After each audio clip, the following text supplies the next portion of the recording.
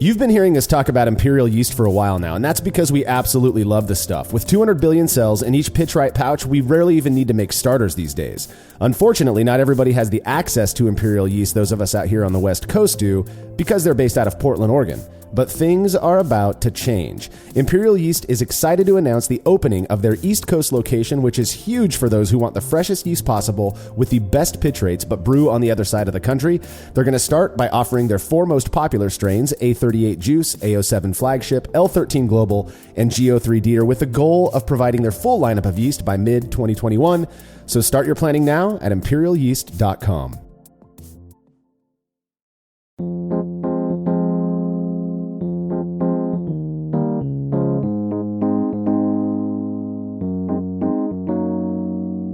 Back in the earlier days of British brewing, many beers ranged from deep amber to inky black in color thanks to the use of barley that had been roasted or kilned. One popular style of British beer that tends toward the darker side of the color spectrum is porter, most recipes of which include a decent portion of dark grains.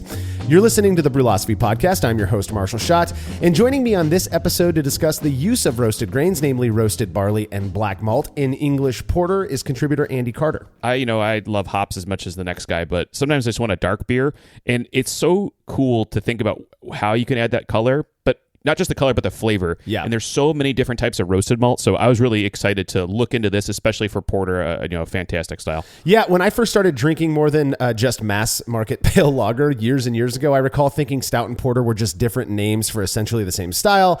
As I delved deeper into the obsession of brewing, and that's exactly what this is, an obsession, I learned that wasn't the case. And one of the differences people talked about was the type of roasted grain used to achieve each style's dark color.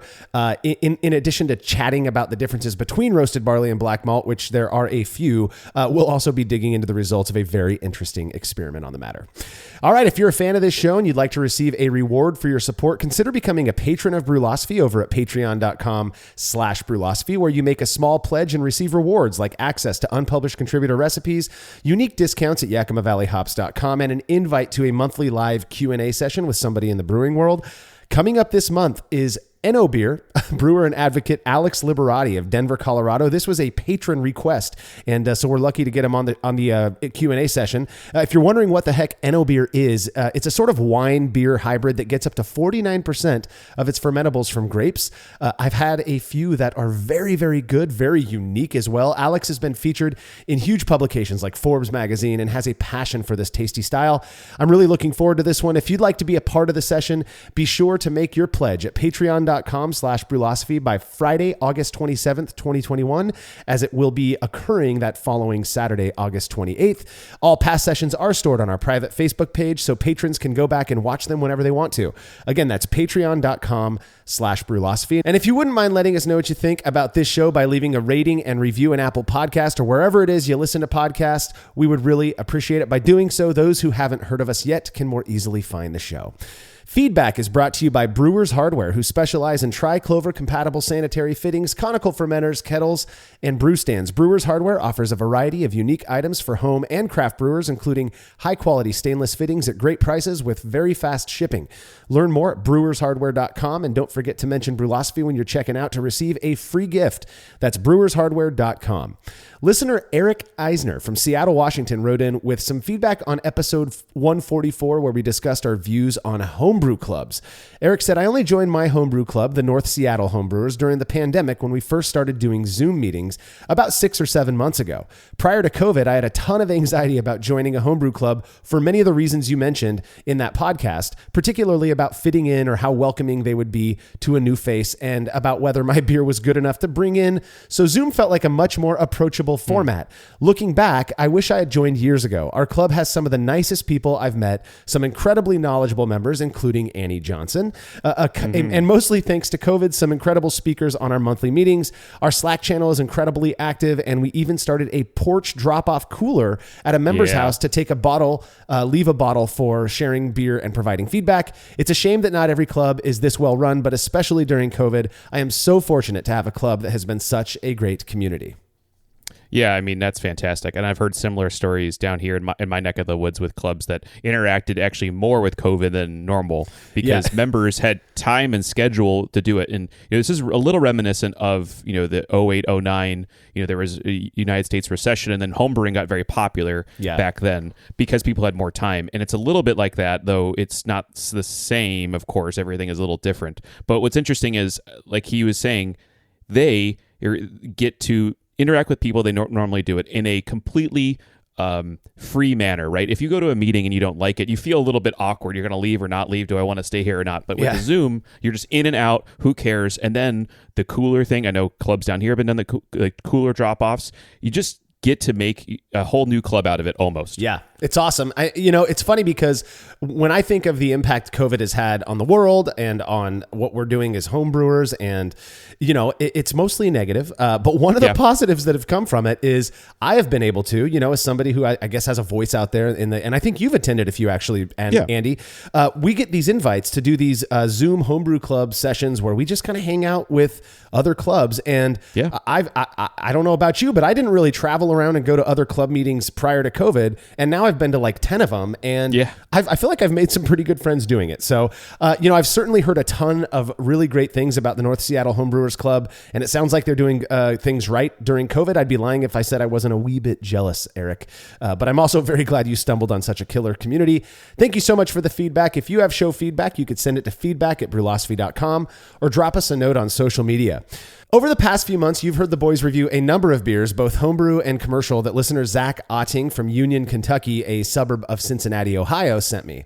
In preparing this wonderful package, Zach polled the homebrewing subreddit asking, what beer should I brew and send to Jersey and Tim? And the options that received the most votes were, perhaps predictably, a Coors Lat clone and a Juniper Kettle Sour. So Zach did what any good homebrewer would do and made an American lager that he dosed with juniper berry tincture. 1 minute beer review with Jersey and Tim. Look at that clear one. As a fellow learning man, I tell you that I love reviewing beers with you, Tim.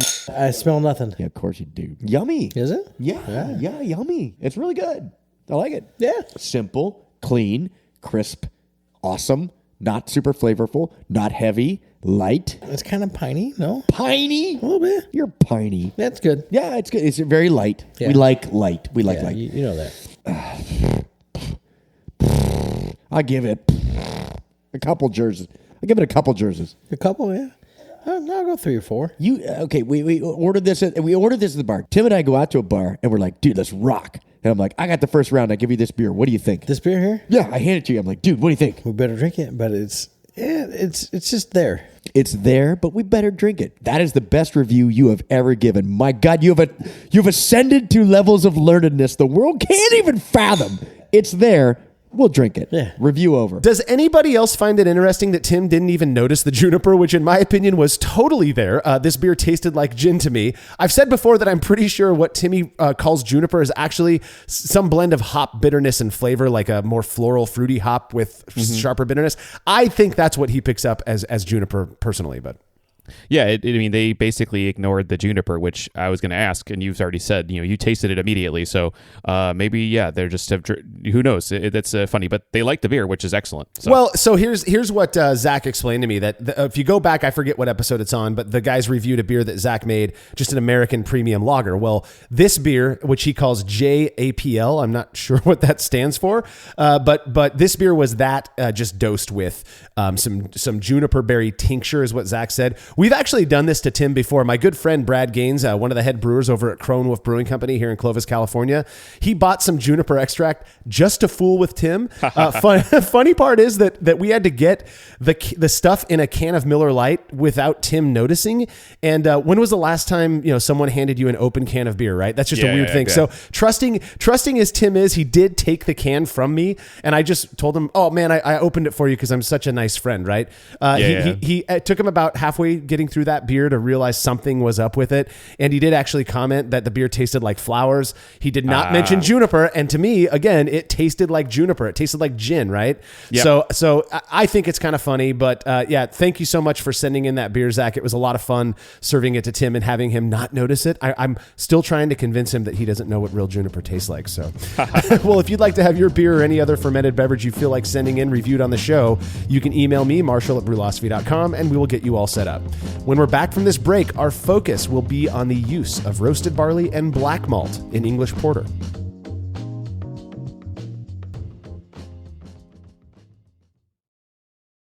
After a long brew day, the last thing I want to do is waste more time chilling wort. I've tried so many different options, and ultimately I settled on the super efficient immersion chillers made by Jaded Brewing. With the King Cobra and Hydra, I'm able to chill my entire batch of wort from boiling to just a few degrees above groundwater temperature in as little as 6 minutes.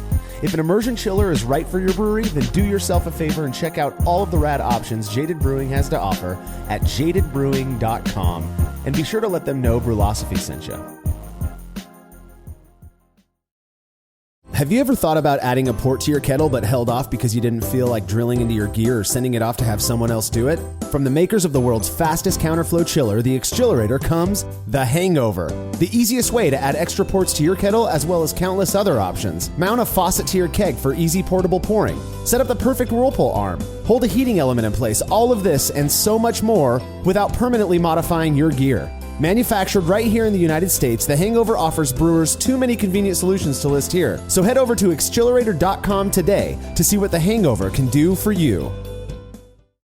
There's no denying that stainless steel is the best material for brewing equipment, and Delta Brewing Systems offers some of the lowest prices on high-quality stainless gear, like the Firm Tank, which in addition to holding 8 gallons or 30 liters of wort, comes with a domed lid to even further reduce the chances of a messy blow-off. Plus, it can hold up to 4 psi of pressure for closed transfers. Delta Brewing Systems also has their own line of brew kettles, as well as one of the lowest-priced all-in-one electric brewing systems out there, and their prices are shockingly low. If you're in the market for legit stainless gear that won't break the bank, do yourself a favor and head over to deltabrewingsystems.com today. Craftmaster Growlers takes traveling with and sharing beer to a new level. Made from heavy-duty stainless steel, Craftmaster Growlers are double-wall insulated and can keep beer cold for up to 8 hours. Unlike typical growlers, Craftmaster Growlers come with a swiveling tap and fully integrated CO2 regulator cap, allowing beer to stay fresh for 2 weeks or more. The square design takes up less space and will fit in most refrigerator doors, and every Craftmaster Growler comes with a 1-year warranty. There are 64 and 128-ounce versions available over at craftmastergrowlers.com.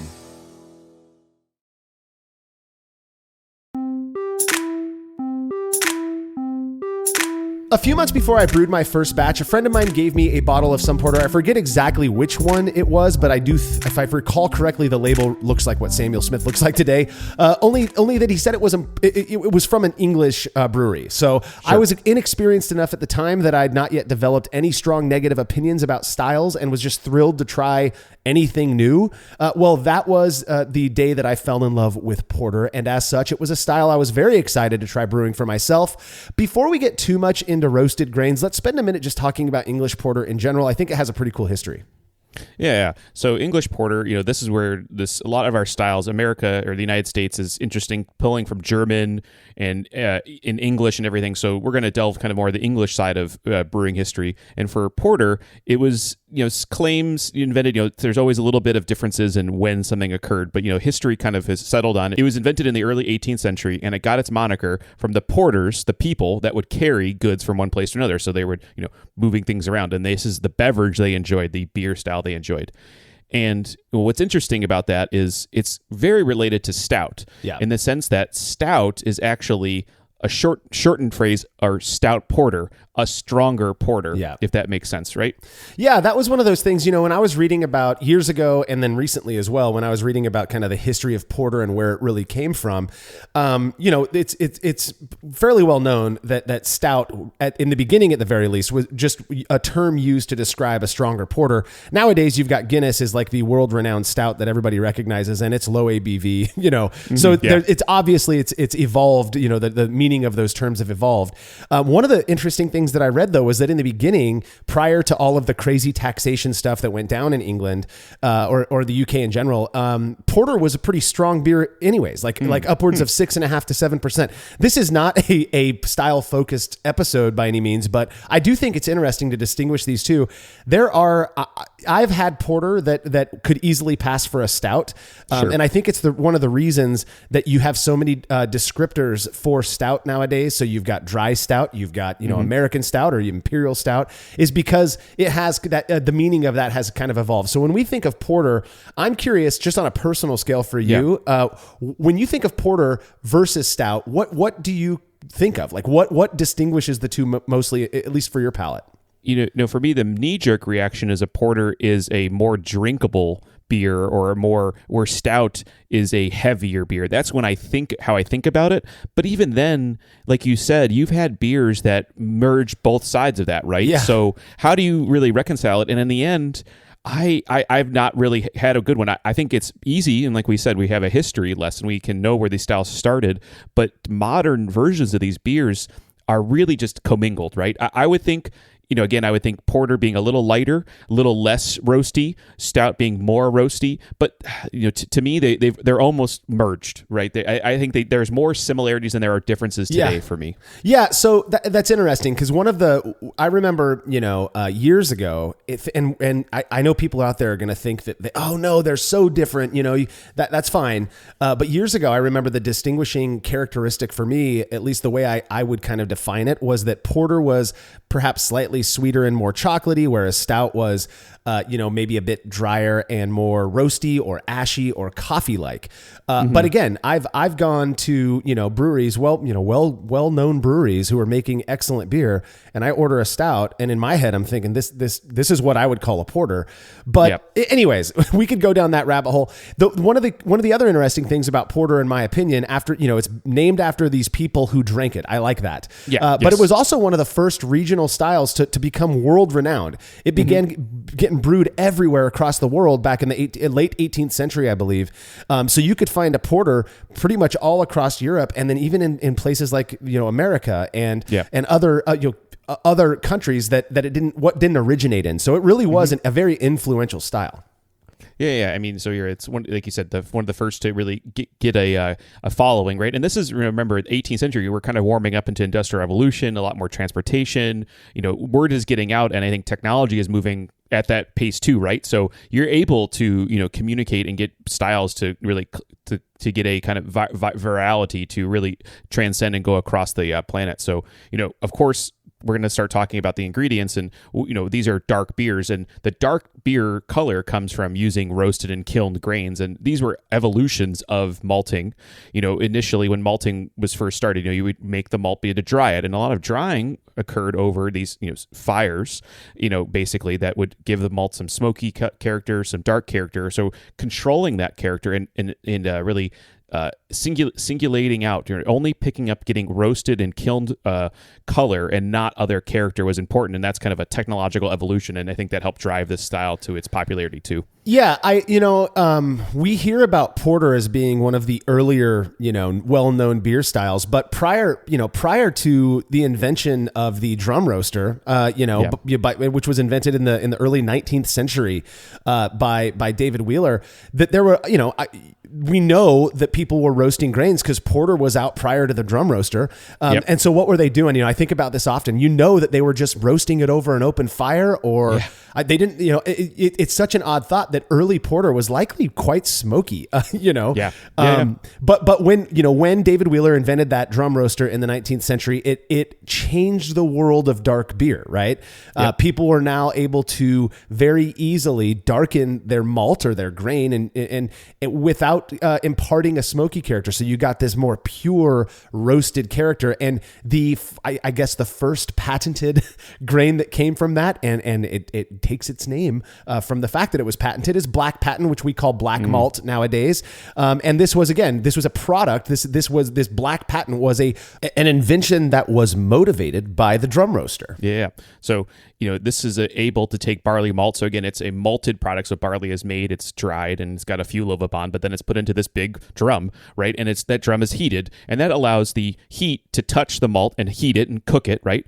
But there's no fire, no actual touching of a smoke product or any type of actually direct flame, much more akin to how breweries work today, right? Steam jacketed or heat is transported around, right? You can heat it, even direct fire, and create heat inside of it and then start to raise the temperature, right? If you were just doing a boiling, right, it would only be 212 Fahrenheit or 100 C. But here you can get up to, hundreds of degrees Celsius and put on that color. And then not only can you give it color, but you can control the color. And that's a huge advantage, right? You can do in the same vessel, essentially, crystal malts that get stewed and get some color, or you go and get a little bit of kilning on even a base malt like a Munich, like a 10 Lovabond. But then you go up in here and you're getting, I want 300, 350, 400 Lovabond, 500 Lovabond, and then all those flavors you develop along the way from 3 to 500 really dictate the final product. In the case of black patent, 500 Lovabond, I mean, that's one of the darkest malts I have to imagine. It doesn't get much more than 500 before you light the malt on fire. Before it just turns to ash, right? Ash, exactly, right? So, people say, and that's what we wanted to look at in today's experiment about, there's a common philosophy that these really dark malts, especially black patent, will add a sharp, burnt, or acrid flavor to the beer. It'll just be harsher. Don't use too much of this, right, in your beer, right, because your beer will not taste good. So the term acrid is one that gets applied to black patent often, and if you Google the definition of acrid, here I've done it for you. Don't worry. Having an irritatingly strong and unpleasant taste or smell. So the term acrid, again, attached to black patent often, is negative. There's nothing, that it's in the definition that it's unpleasant, right? So, it makes me wonder where that came from and why people would use black patent if that's there, if you're not wanting to have an unpleasant beer. I will say that given, I mean, there were, when I first started brewing, and I'm looking, more so when I started getting into buying grain in bulk, I wanted to have a general dark roasted grain on hand that I could use for color correction or for, making red looking beers. You use like a 0.5% to get that nice red color, something that was more general. And so I definitely looked at black patent versus roasted barley versus some other stuff. And the talk everywhere was that black patent will impart an ashy, acrid flavor. You better believe I didn't go with black patent because I was terrified of that. Now, one of the things about black patent, and this is the case for, I think, roasted barley as well, which we'll get into here in a sec, is that it is used primarily for aroma, flavor, and color contribution. It doesn't contribute any fermentable sugars. It has no enzymatic power. It's not going to convert or anything like that. You're adding it literally for that flavor contribution. So you are intentionally adding, if what the descriptions and people say online is true, you are intentionally adding, acridness to your beer. Yeah. And, at what percentage though, right? If you're only using small percentages of it, like for color correction, I can't believe you're going to get a lot of it. Now, we're going to talk about using quite a bit of it in today's experiment, but, that's, we have to understand that better. And to me, I think that what some of these phrases come from is a lot of holdover from how malts used to be, even decades ago. And I think modern maltsters realized, we could probably get rid of that flavor if we wanted to, right? And we could get rid of those negative off flavors and just create these beers, essentially, these products that don't have any negatives, right? Now, the question is, do we lose something in that process? In my hypothesis, in my question of did they selectively remove these negative flavors? Did we lose something in the process of making them differently, right? Yeah. It is interesting. And if you look into like, what is it that is contributing this burnt, ashy characteristic to the beer from the black patent? It is a husked grain still. You're just basically taking pale malt, which we all know has a husk on it, and burning it. And you're burning it in a controlled environment. Again, drum roasters, they typically spin, and so that grain is constantly moving around, so you get a really consistent roast. If you've ever been to a nice high-end coffee shop, you've probably seen a drum roaster in use. And so it's that commonly believed, at least, that it's the husk character, that burnt husk that's contributing that characteristic. So the interesting difference to me, and really the biggest difference, as far as I can tell, between black patent and roasted barley is that roasted barley is unmalted. So they take unmalted grain, barley grain. It could be of the same, same variety of barley. I'm sure, though, depending on the maltster, I'm sure it's different as well. But they take unmalted barley and then they put it in that drum roaster and they do the same thing. They roast it to between 350 Lovibond and 500, upwards. You could be even higher than 500 degrees Lovibond. And typically what I found, I'm not entirely sure why this is the case, but like domestic here, so US versions of roasted barley tend to be in that 350 to 450 Lovibond range, whereas those British roasted barleys tend to go 500 plus degrees Lovibond. Yeah. I mean, I see that too. I think there's a little history, a little bit of a market sense, like, okay, how much am I going to use? And especially, if it's darker, you use less for the same color, right? But then there's a flavor aspect too. If I use a little bit of this, a little bit of that, and eventually, are you going to really see the difference between 25 and 30, in your glass, SRMs in your glass? So eventually, there's, if you go on, look at some beers will list the color spec on their bottle, right?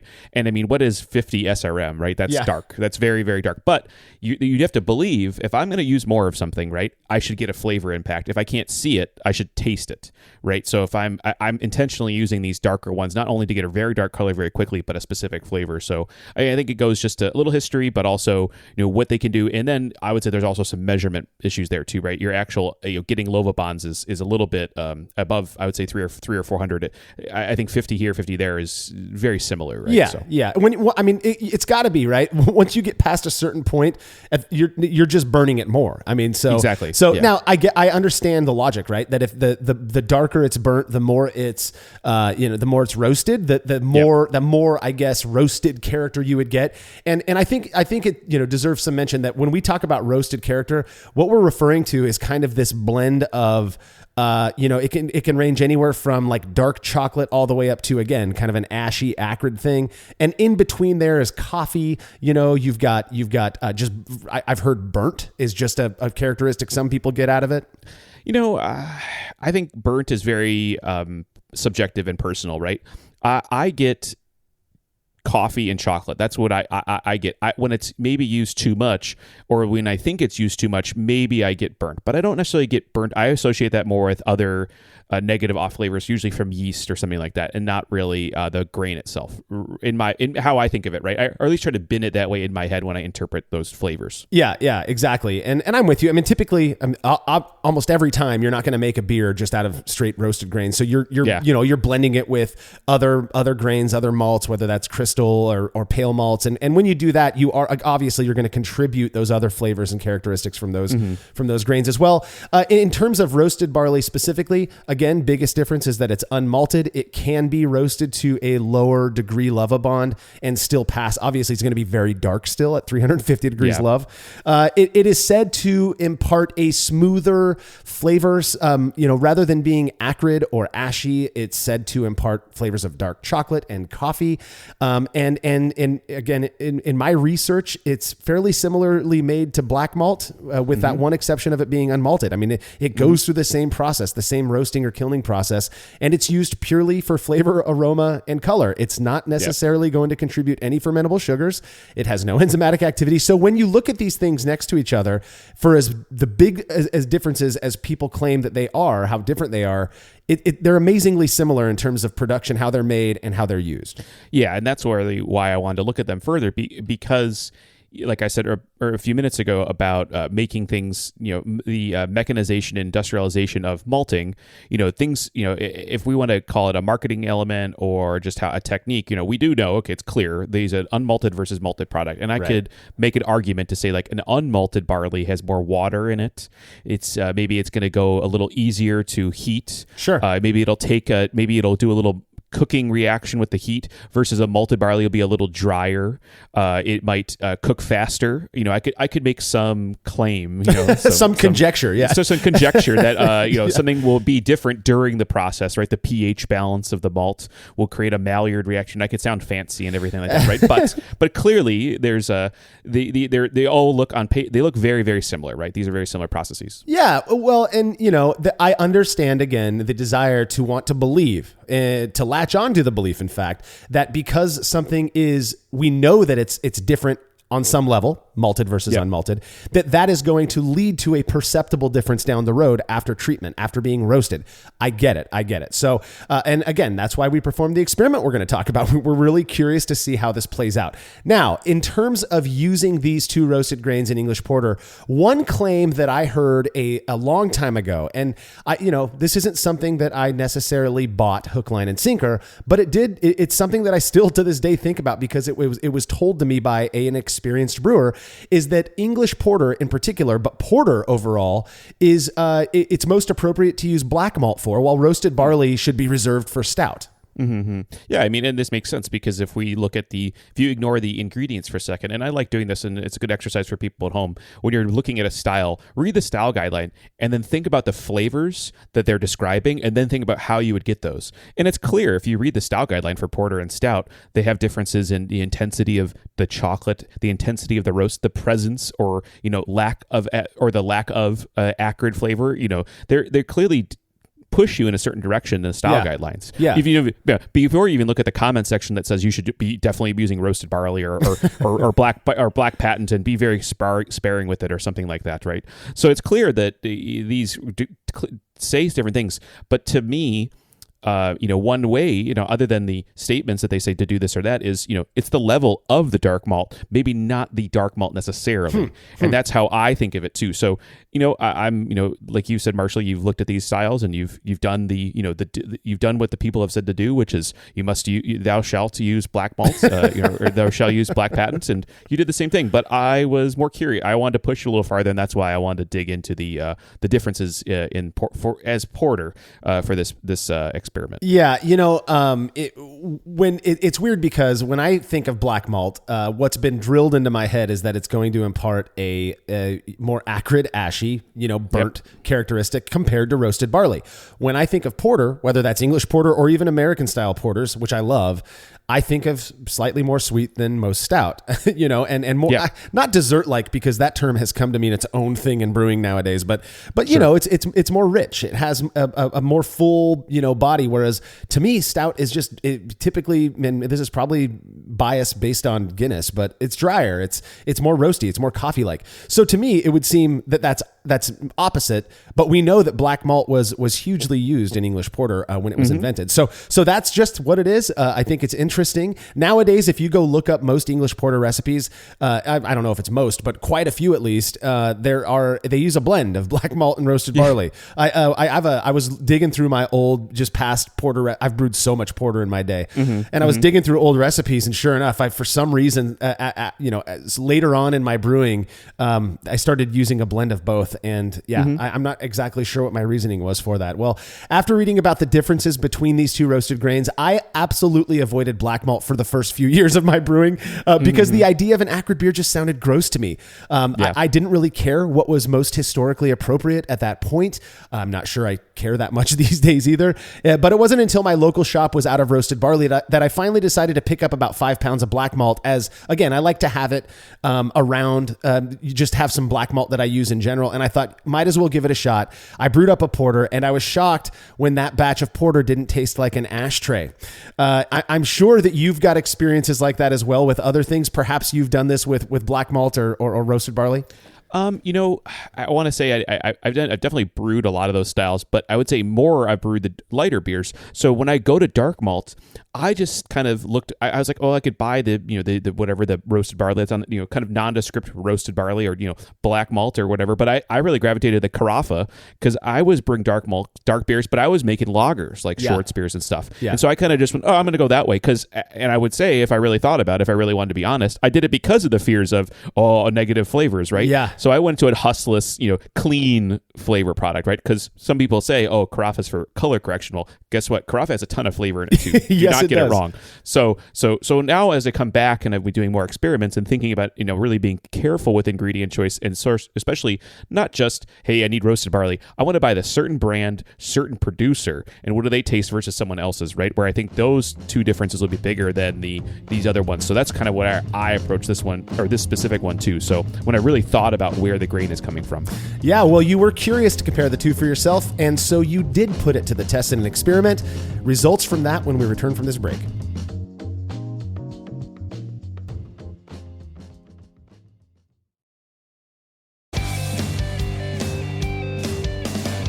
Compact and simple to use with a small footprint for brewing indoors, the Grainfather makes it easy for you to brew professional quality beers at home. The Grainfather is an all-in-one brewing system that lets you brew all-grain beer in a single, compact stainless steel unit. It uses an electric heating element and pump to maintain a constant temperature and to circulate the wort during the mashing and cooling stages. It also comes with a counterflow chiller to reduce chilling times and produce high-quality wort. And now, with the addition of their conical fermenter, the Grainfather takes things one step further by offering homebrewers state-of-the-art temperature-controlled fermentation just like commercial breweries use. And with the Grainfather Recipe Creator and Connect app, you can easily design a recipe, sync your brewing system with your phone, and then just sit back and relax as the app takes over and assures that you maintain your scheduled mash temps and boil schedule. Head to Grainfather.com to purchase your all-in-one brewing system today and to sign up for their free recipe creator tool. Once more, head on over to Grainfather.com, that's Grainfather.com, and get started today. Family-owned Atlantic Brew Supply is the largest homebrew shop in the Southeast. No gimmicks, no multinational corporate overlords, and no BS. They offer exclusive malts, yeast, and more from local artisans, as well as award-winning recipe kits. They also sell professional brewing gear and cask equipment from sister companies ABS Commercial and Cask Supply. Most ingredients are available by the ounce, plus Atlantic Brew Supply has an on-site calculator to help you craft your best brew. Orders are processed same day, and 2-day shipping is guaranteed for East Coast customers. Get 15% off your first order using promo code BREWPOD, that's BRUPOD, at AtlanticBrewSupply.com. As every brewer knows, the best beer requires the best hops, which Yakima Valley Hops provides fresh from the source to brewers around the world, carrying everything from classics like Cascade to modern favorites like Galaxy and Mosaic, as well as other ingredients and gear. Yakima Valley Hops has it all. And don't forget to check out their new podcast, The Late Edition, where the YVH crew goes into depth on our favorite plant with industry experts. Head over to YakimaValleyHops.com now to see all they have to offer and subscribe to The Late Edition wherever it is you listen to podcasts. The brew in a bag method has blown up over the last few years, and in that time, it's become very clear that not all bags are created equal. For the best BIAV experience, you have got to go with the Brew Bag. Made from high-quality, food-safe polyester, the Brew Bag is available in both 210 micron for standard brew in a bag, as well as 400 micron, which works beautifully for all-in-one recirculating systems. I've been a Brew Bag user for years and wouldn't brew without it. Head over to brewinabag.com to get the fabric filter that works for you and use promo code TBP17 at checkout to receive a discount. Again, that's brewinabag.com.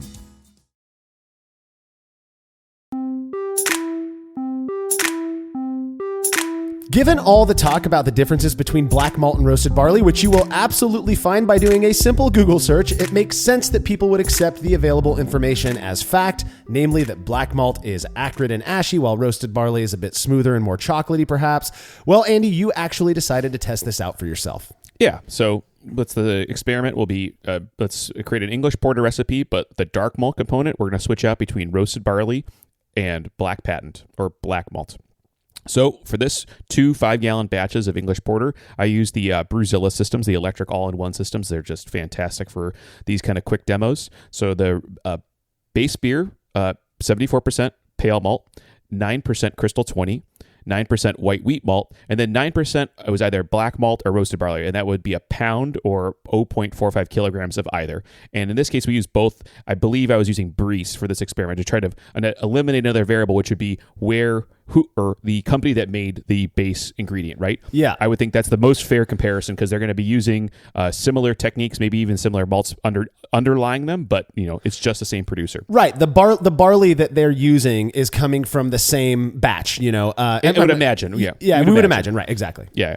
So it is another thing to control for, right? Because maybe using a crisp or an English roasted malt versus an American, maybe we have another difference. Maybe a future experiment. We'll see. Yep. So brewing process, pretty simple, single infusion system, mashed in 151 Fahrenheit or 66 degrees Celsius.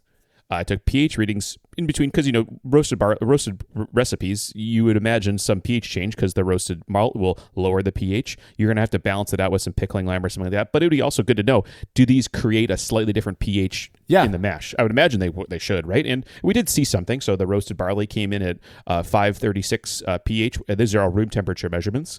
536 pH versus 5.30 for black malt. Yeah, so that actually doesn't surprise me. One, 5.36 versus 5.30 isn't that huge of a difference. Yeah. That could just be measurement error even. Yeah, yeah. But so this to me indicates that both of those grains were likely roasted to at least a similar degree.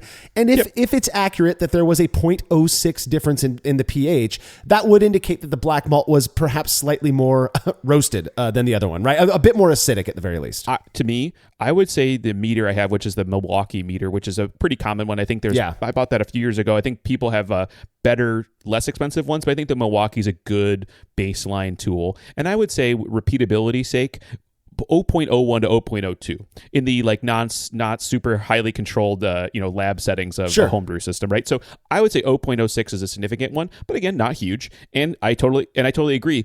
Black malt is probably higher Lovibond, therefore more acidic. So if we're looking at this difference just in pH, we and I don't want to get too much into other experiments. Those are we'll save those for other shows. But we've done an episode on pH differences in the mash, right? And what we found, just to get the results out there, is that whether the differences that are way more significant than 0.06, the deltas being much bigger, don't seem to be perceptible in the finished beer. So on this front, you might look and say, "Whoa, 0.06 difference." That could very well lead to a difference. My thinking, based on past experiments, is that it likely won't. But it's a measurable difference that we did observe. So I did 60-minute mashes. Rests were complete. I removed the grains and then sparged to get identical pre-boil volumes. In this case, I do batch sparging. I know that's a little weird for these all-in-one systems, but I love batch sparging. It's what you do, man. Yeah. I'm never going to quit it. So then we got to equal volumes, and then I boiled. Of course, next is just a boil. So simple 60-minute boil. 20 grams of cashmere hops at 60 minutes, and then 14 grams of cashmere at 15. Again, this is not a hoppy beer. We want to make it clean and let the beer shine through. It's really a malt-based beer, right? Yeah. Boil the worts, chilled those, and racked into 6-gallon PET carboys. Of course, we need to take an original gravity to make sure we're comparable, because we said earlier the roasted malts really should contribute no fermentability. They'll contribute some OG points, but this is not something that's going to ferment out. It should stay there, and so we want to make sure they're very similar otherwise. And the roasted barley came in at 1055 versus the black malt at 1054. Again, 0.001 specific gravity difference is nothing that I'm going to look at and be like, "Whoa, big difference there." No, they're basically the same. Yeah, they're basically the same. Yeah. So I filled the fermenters, put them in my temperature controlled freezer, and set them to 65 Fahrenheit or 18 degrees C. At that point, I pitched a pouch of Imperial Yeast A05 Pub into both, generic, middle of the road English ale yeast for an English beer. And I will tell you, A09 Pub is probably in my top 3 favorite yeast strains of all time for ale fermentation. I think it works absolutely beautifully in hoppier beers. I think it works great in blonde ale. It's one of my favorite yeasts to use for blonde ale, in fact, and an absolutely perfect yeast to use for a proper English porter, in my opinion. Absolutely. Yeah. Absolutely. So 5 days of fermentation, it's about to wrap up. So I crank it up to 70 Fahrenheit or 21 C and let it go for another 9 days before I rack. And at that point, I was going to rack into, purged kegs, but I need to take a finishing gravity. So we did finishing gravity, roasted barley coming in at 1.009 versus black malt 1.008. So exact same attenuation. You had roasted barley starting at 1055, finishing at 1009. Black malt starts at 1054. It finishes at 1008. Again, right now we're seeing that these malts are likely contributing at least objectively speaking similar stuff to these beers. Yes. So at that point, like I said, we racked them, get them carbonated, and then we did about 3 weeks of conditioning before we started evaluating. Okay, so it was COVID evaluation. We hate it as much as you do, but this meant, I explain it every time, that you, Andy, did a series of 10 triangle tests where you filled 2 opaque cups of the same color with one of the beers, the roasted barley beer. You filled 2 cups of the same exact color that were mildly marked on the bottom with the black malt beer, and then you randomly selected 3 of those, and people will contend that, you can't do it randomly. Usually we get help from other people, or we come up with some way to make sure we're not cheating. You randomize those, you select 3. So that means the odd beer out is randomly it's selected each time. So it could be that the unique one is the black malt. It could be that the unique sample is the roasted barley. You do a series of 10 of those. Then we run that through our calculator to get a p-value for it. Again, this isn't the best approach, but it's the best we could do during the whole COVID stuff. And unfortunately, with this Delta variant and people not getting vaccinated, it looks like we might have to move back to this for a bit. But this is the way we did it. So out of those 10 trials, you would have been expected to select the odd beer out 7 times in order for us to say that this experiment was significant, that there was a perceptible, reliably distinguishable difference. And out of those 10 trials, how many times did you actually select the odd beer out? Only 5 times. Only 5 times. Now, you're going to hear that and say, well, that's half. But remember, there's 3 options there, which would mean that if you did it, you have to have more than enough over, because you'd expect 33% of the time to get it right anyways, just randomly. So you only selected it 5 times. And, and we're going to get to the descriptions. It's also important to remember, unlike a real blind triangle, I knew the variable, right? So I am biased to assume I'm going to find the problem. So I'm looking, my mind is already, okay, there's going to be a perceptible difference, right? So I'm going in, and to me, these beers were totally identical. They smelled the same. They taste the same. They had a really nice dark chocolate flavor. I get a little graham cracker. I see when you get the right base malt and the right crystal malts with the right dark malts together, you get some really cool flavors. They're going to be reminiscent of food, of course. And I go to graham cracker, a little baker's chocolate, and then, I didn't get any astringency or ashiness from either. Right? Am I looking for that? I'm trying to taste. Where's the acrid? Show me the acrid. I used 10% black malt, right? So it should just be undrinkable, right? But no, these are both delicious. And like I said, I couldn't tell a difference. Yeah, and so that was the point I wanted to bring up a bit is when you look at recommended usage rates of roasted barley or black malt, usually it's somewhere between that 8 and 12% range. You went with just a hair over 9% if we're going to get specific, so almost 10%. I would absolutely have expected for that based on what I've read online and what I was taught about black patent or black malt, I would absolutely have expected that to have a dry. Ashy sounds bad. I don't mean, but a dry, really highly roasted, almost bitter, roasty character to it, compared to the roasted barley, which I would have expected to have basically what you described in both of these beers.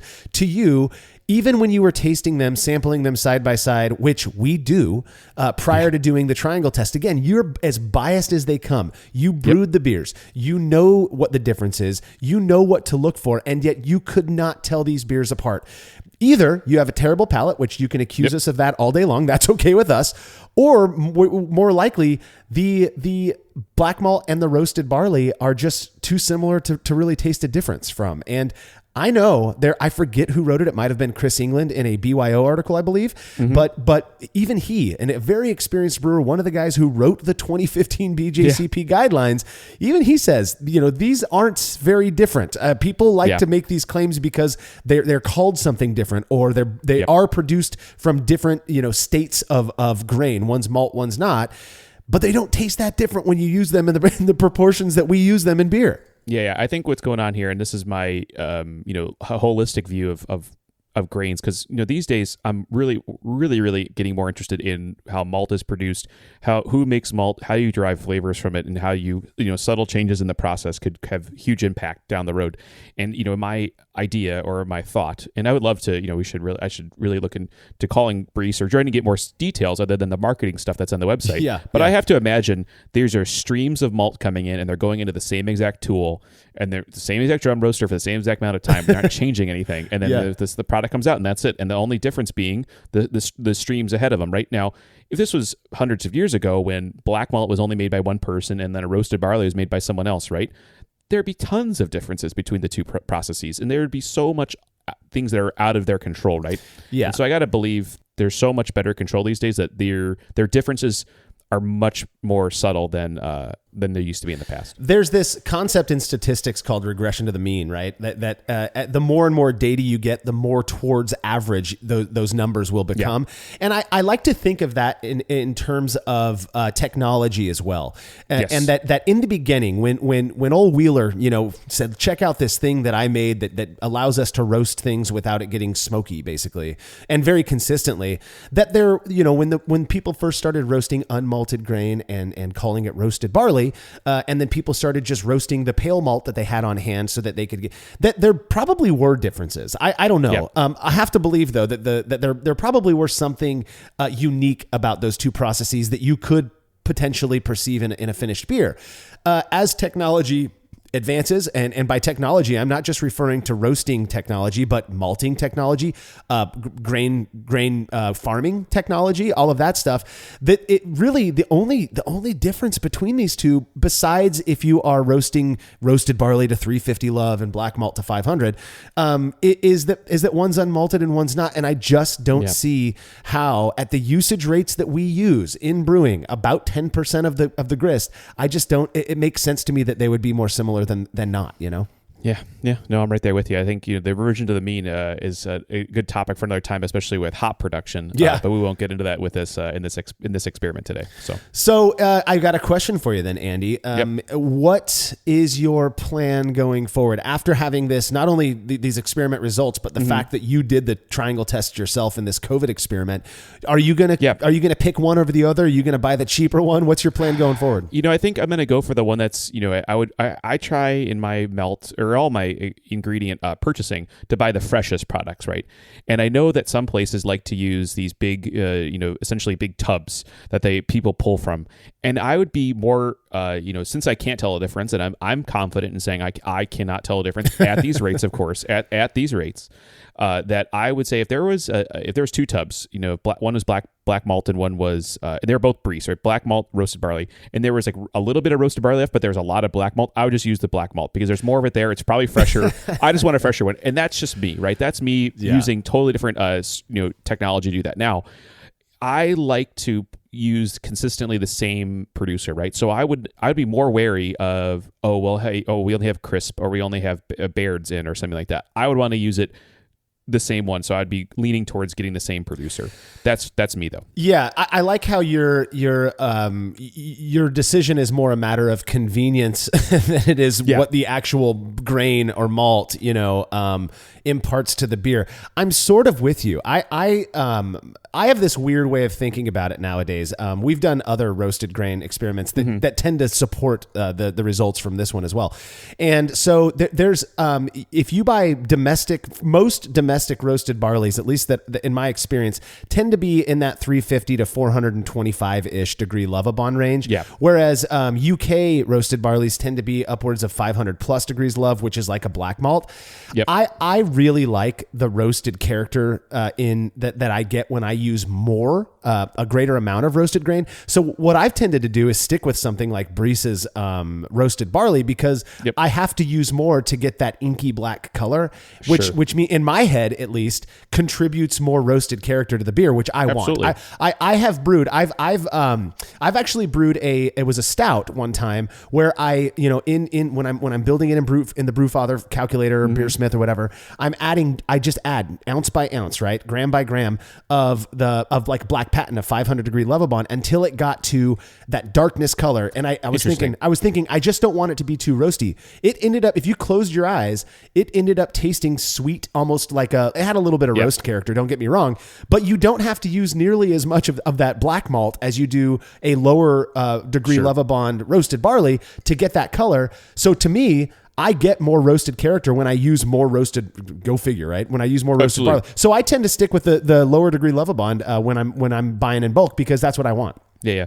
I think it's time for us to petition these maltsters to make the acrid, dark, terrible malt so we can try to use it again in small percentages and see what happens because we're not getting these flavors anymore. Or at least let's just stop talking about black malt being an acrid, ashy malt because it's not. That's me. Now we're getting into full conjecture, but let's go. We need to. So we're coming full circle. Obviously, these perceptibilities, these cases of calling certain styles having certain flavors had to start somewhere, right? It had to start somewhere. I don't believe that these were completely made out of thin air. These had to start with some perceivable mass perception that these had these issues. I wasn't getting today. We've done other experiments where there's less. Maybe not. It comes back significant for other reasons, but in general, we're not picking up what the descriptions are saying. Yeah, and I think that's interesting. There is one, I guess, hypothesis that I find quite plausible and very interesting. It comes from one of the folks who left a comment on this article. So we're going to get into some reader comments now. This one comes from a guy named Mike who says, I also have never gotten ashy out of Black Patent and have started going back to it in some of my older recipes. I wonder if those that first perceived ashy flavors in beers brewed with it had water quality or mineral issues. When you think of how this ashy idea comes from long ago and just carried forward into brewing lore, perhaps early homebrewers weren't as keen to their water profiles as we are now. Just an idea. I actually like this one a lot, and it speaks to me in a way that we would talk about how we talk about flavor and perception, and then putting words to those, right? Because how you taste it is your own internal processes, sure. Right? Yeah. Then you have to give it a word to communicate it, right? I can't communicate the sensation of a stout or a porter in my taste buds or my my nostrils until I can emote it, right? Right. And sometimes with these dark beers, when the water or what I've always thought back to water is I get a soapiness or an alkalinity that I don't like, and usually that conditions out in the beer. It's only when it's very fresh that I get it. And I always thought, is that a water thing?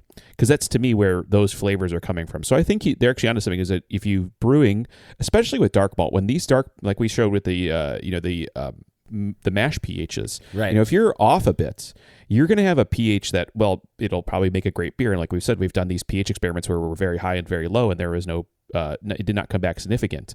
That doesn't mean there's something going on to the water that could be perceptible by some people. Sure. And especially if you're way too high on your pH, they're going to create all these downstream deleterious problems to yeast health and what else is going to happen to the IBUs. So yeah, I totally buy that the wrong water will create some pretty negative off flavors. Yeah, I couldn't agree more. That was the once I was convinced that water quality really does make a huge difference in the outcome of a beer, I started to think that perhaps that acridness was a function of the combo of the type of malt used, perhaps a roasted grain used, and water quality.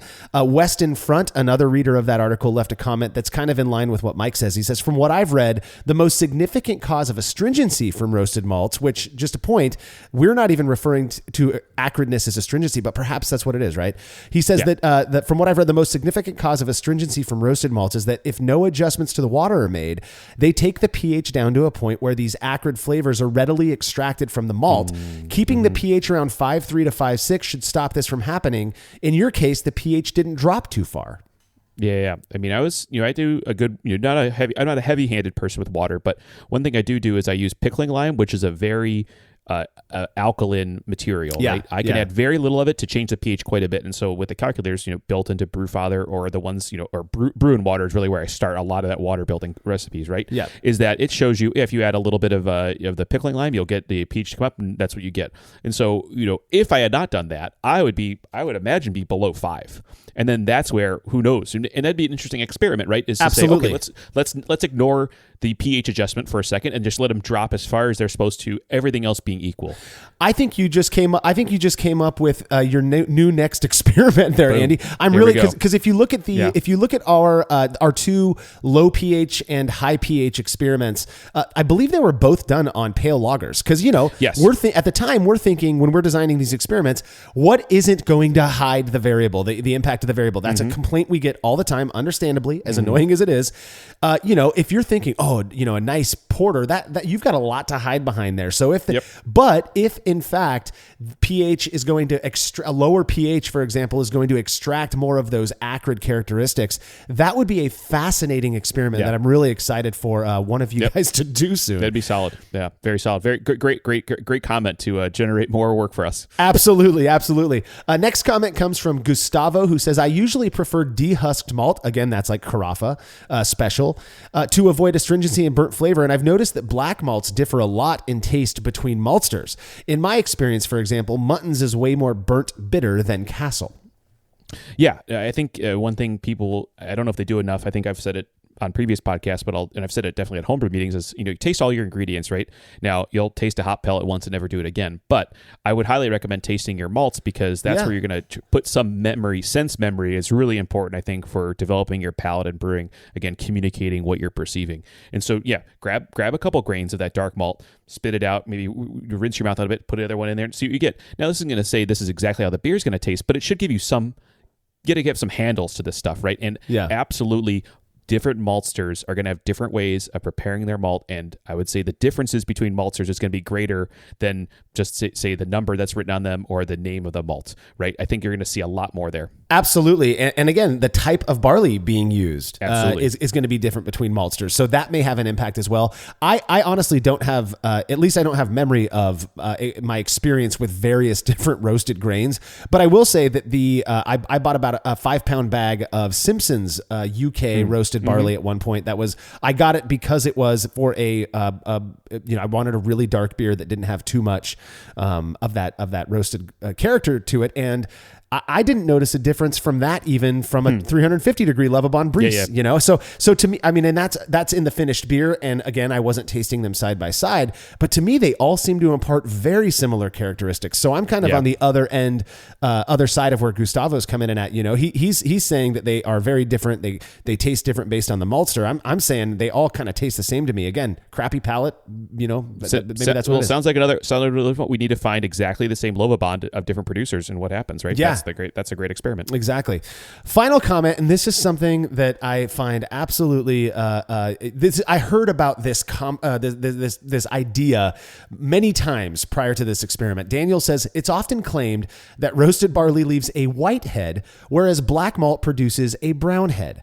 I can't notice any visible differences in the picture. And Daniel, you didn't notice them because it wasn't there. The foam looks exactly the same on both of those beers. You saw them in real life, Andy. I did not, but I saw the picture and they look exactly the same to me. I've absolutely heard this concept that roasted barley produces a white head, whereas black malt makes a brown one.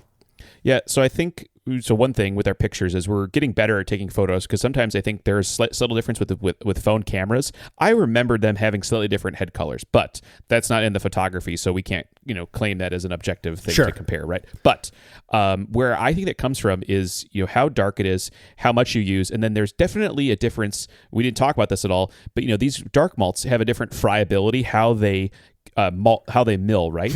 Yeah. And sometimes they get really fine. I remember Carafa specifically basically turns to dust versus a malt that may have a little more husk, especially huskless versus unhuskless, of course. Yeah. You're going to have less. So I think I think at level, when I talked earlier about these beers that have 45, 50, 55 SRM, Firestone Walker and their Parabola series likes to write Midnight Black basically on the bottle, right? It's so dark. And that has a very mocha tan head. So I'm more in the camp of it's the level of it you use and not the malt you use. But, it's something where when you're at these high levels of darkness anyways, I can't believe 45 SRM beer is not going to have a mocha tan head. Yeah. Regardless of technique used. Well, I will say this. If you pour yourself maybe I'm misremembering, but if you get a nice pour of Guinness at the pub in Ireland, which I had the incredible opportunity to do a few years ago, the head is not stark white, at least in my experience. There's a tanness to it, which makes sense. So I don't know where this idea came from. I have seen very dark beers that do seem to have a much lighter head, and then you see other ones that have a much browner or darker, cap of foam on it. I'm not sure exactly what causes that, but in this case, the objective observation was that the roasted barley one did not have a white head. Yeah. So I do think that's interesting. So, well, all right, Andy, I think that brings us to the end of this episode. Do you have any final thoughts on roasted barley and black malt when making an English porter?